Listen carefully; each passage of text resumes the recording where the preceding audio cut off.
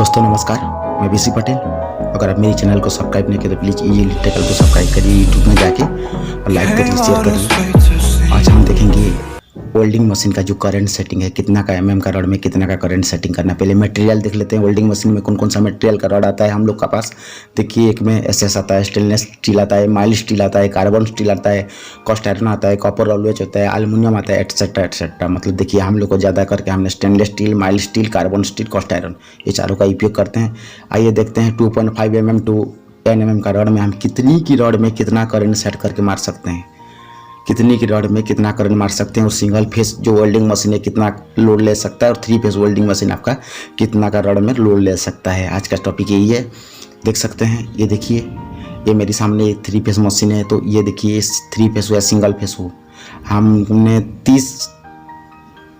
2.5 mm का जो rod है उसमें 30 एम्पियर टू 60 एम्पियर का जो करंट सेटिंग है वेल्डिंग मशीन में, उसी के बीच में मारना है हमको। 2.5 mm का जो रॉड होता है उसमें हम लोग का करंट है 30 एम्पियर टू 60 एम्पियर का बीच में रख के मारना है उसमें। ये सिंगल फेस वेल्डिंग मशीन और 3 फेस वेल्डिंग मशीन के लिए सूटेबल है, आपको पहले ही बता चुका हूँ। इस तरह का इंटरव्यू क्वेश्चन में आता है जो वेल्डर मैन है उसके लिए। देखिए, आगे देखते हैं। इसके बाद आपका आता है 3.15 का जो रॉड होता है, जो रॉड साइज होता है 3.15 का जो रॉड है उसमें आपको 60 से लेके, देख लीजिए, आपका 60 से लेके 120 एम्पियर तक का करंट सेटिंग में आपको मारना है। 3.15 का वेल्डिंग रॉड होता है, जो चाहे किसी भी मटेरियल का हो, आपको 60 एम्पियर टू लेके 120 एम्पियर तक दोस्तों आपको वेल्डिंग जो मशीन है उसका करंट सेटिंग करके आपको 3.15 mm का वेल्डिंग रॉड को आपने वेल्डिंग कर सकते। आपको पता होगा, हम लोग देखिए 3.15 का जो रॉड होता है बहुत ज़्यादा करके इसका यूज करते हैं। 3.15 का जो रॉड होता है, जो वेल्डिंग रॉड होता है, एसएस एमएस का और अपने कार्बन स्टील का बहुत ज़्यादा करके यूज करते हैं। इसके बारे में आपको 60 एम्पियर टू 120 एम्पियर में जा करके जो करंट सेटिंग है उसका आर्क और करंट सेटिंग को आपको सेटअप करके आपका जो असिस्टेंट रहता है उनको समझाना है और इसका सेफ्टी बारे में ध्यान देना है, और उतना ही करंट सेट करके आपको वेल्डिंग मारना है। देखिए, ये सिंगल फेस के लिए भी सूटेबल है और 3 फेस के लिए भी सूटेबल है। अब आते हैं 3.15 के बाद 4 mm का रॉड आता है। जो 4 mm का रॉड होता है उसके लिए हमको क्या करना है, 120 एम्पियर टू 160 एम्पियर करंट में सेटिंग करना है। 4 mm का वेल्डिंग रॉड हो, जो 4 mm का आपका वेल्डिंग रॉड आता है, 4 mm का वेल्डिंग रॉड है, उसमें क्या करना है आपको 120 एम्पियर से लेके 160 एम्पियर तक करंट सेटिंग करना है। जो 4 mm का वेल्डिंग रॉड है, ये सिंगल फेस और 3 फेस के लिए सूटेबल है। सिंगल फेस और 3 फेस के लिए सूटेबल है ये। देखिए, अब देखते हैं हम लोग का 4 का बाद हम लोग का आता है 5 mm का रॉड। 5.15 mm का रॉड होता है। ये 160 एम्पियर टू 210 एम्पियर का करंट का सेटिंग में रखना है। जो वेल्डिंग मशीन का करंट है उसको इतना सेटिंग में रखना है। ये सिंगल फेस और 3 फेस के लिए सूटेबल है।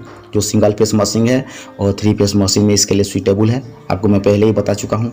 अब देखते हैं इसके बाद। देखिए, सिंगल फेस मशीन यहाँ तक का सीमित है। इसके बाद 6 mm का जो वेल्डिंग रॉड होता है 210 एम्पियर टू लेके 260 एम्पियर तक का करंट में रखना है। लेकिन इसमें हम लोग अगर जो कंडेंसर है 8 कंडेंसर वाला में सिंगल फेस चला सकते हैं, लेकिन इसमें सिंगल फेस मशीन नहीं काम कर सकता। इसमें 3 फेस मशीन काम कर सकता है। 210 एम्पियर टू 260 एम्पियर करंट में 6 mm का रॉड को वेल्डिंग मारना है। आप देखते हैं 6 का बाद आता है सीधा 8 mm का रॉड। 8 mm और 10 mm का रॉड हम मेजर केस में यूज करते हैं, उसके बारे में बता रहा हूँ। जो 8 mm का रॉड होता है इसके लिए आपको देखिए 300 से लेके आपको देखिए 260 से लेके 300 तक एम्पियर का आपको सेटिंग रखना है। जो वेल्डिंग मशीन का जो करंट है, देखिए जिस तरह से मैं सेट कर रहा हूँ, आपने देख सकते हो कि किस तरह से मैं सेट कर रहा हूँ। देखिए, आपके सामने मैं व्यू इसलिए कर रहा हूँ कोई ये इजीली इलेक्ट्रिकल का आपको इजीली जान जाए। और आप अगर मेरे चैनल को सब्सक्राइब नहीं किया तो प्लीज़ आप सबका भी करिएगा कि सिंगल फेस का वेल्डिंग मशीन में कौन सा रॉड सूटेबल है और 3 फेस का वेल्डिंग मशीन में कौन सा रॉड सूटेबल है। देख सकते हैं आपने। देखिए, अभी मैं आपको जो करंट सेट किस तरह से करते हैं उसी के बारे में बता रहा हूँ। देखिए, इस तरह से करंट सेट करते हैं। अगर आपका ये जो मीटर है, आजकल डिजिटल मीटर आने लगा है, वो आपको डिस्प्ले में शो कर देता है। पहले एनालॉग होता था तो आदमी क्या था, कन्फ्यूज होता था। अब डिजिटल आ गया है। एक्चुअल कांस्टेंट करंट सेट करके अपने वेल्डिंग मार सकते हैं।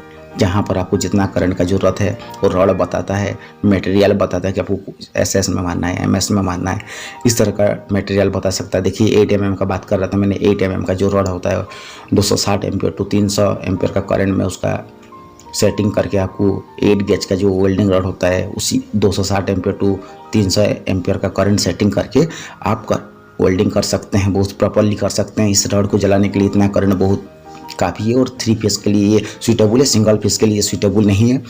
और देखते हैं अभी आता है 10 mm का रॉड। ये मेजर केस में हमने 10 mm का रॉड यूज करते हैं। जो 10 mm का रॉड है ये 300 एम्पियर टू 380 एम्पियर तक का करंट सेटिंग करना है और इसके बाद इसको करंट इतना सेटिंग करके आपको वेल्डिंग कर सकते हैं। 10 mm का जो वेल्डिंग रॉड होता है इसमें बहुत मेजर केस में होता है 8 mm तक का नॉर्मल वेल्डर लोग यूज करते हैं, लेकिन 10 mm जो होता है मेजर केस में यूज करते हैं वो 300 एम्पियर टू 380 एम्पियर का करंट में इसको वेल्डिंग मशीन का जो करंट सेटिंग है उसके लिए रखना है। और 3 फेस मशीन इसके लिए सूटेबल है, सिंगल फेस मशीन सूटेबल नहीं है।